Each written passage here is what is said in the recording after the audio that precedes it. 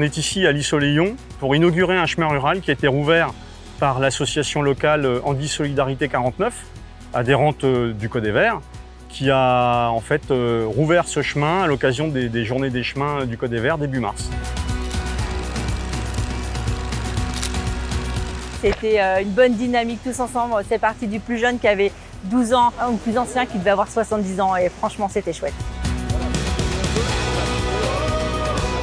Toutes ces actions qu'on mène depuis déjà plus de 30 ans pour préserver les chemins ruraux, elles sont importantes parce que les chemins ruraux, c'est le support de toutes les formes de randonnée.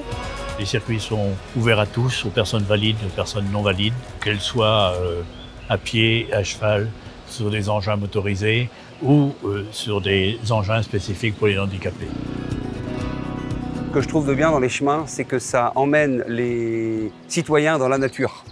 On a trop tendance à vivre à côté de la nature, donc là on emmène les citoyens dans la nature. Ils voient ce qui se passe dans les champs, comment vit la nature, quoi.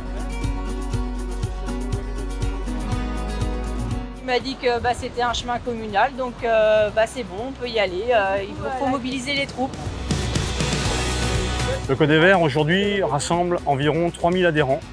Sur ces 3000 adhérents, on a 270 associations, donc des clubs de moto, de VTT, de quad, de 4x4, je ne sais quoi d'autre, et une centaine d'entreprises qui sont des entreprises pareil liées au secteur des sports de nature et de la randonnée.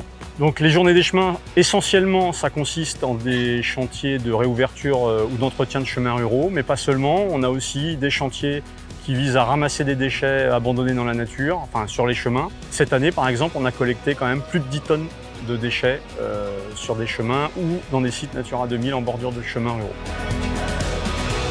Je tenais à féliciter les gens qui ont participé manuellement pour la réouverture de ce chemin parce qu'ils ont quand même passé des heures, même si c'est bénévolement, et je les félicite.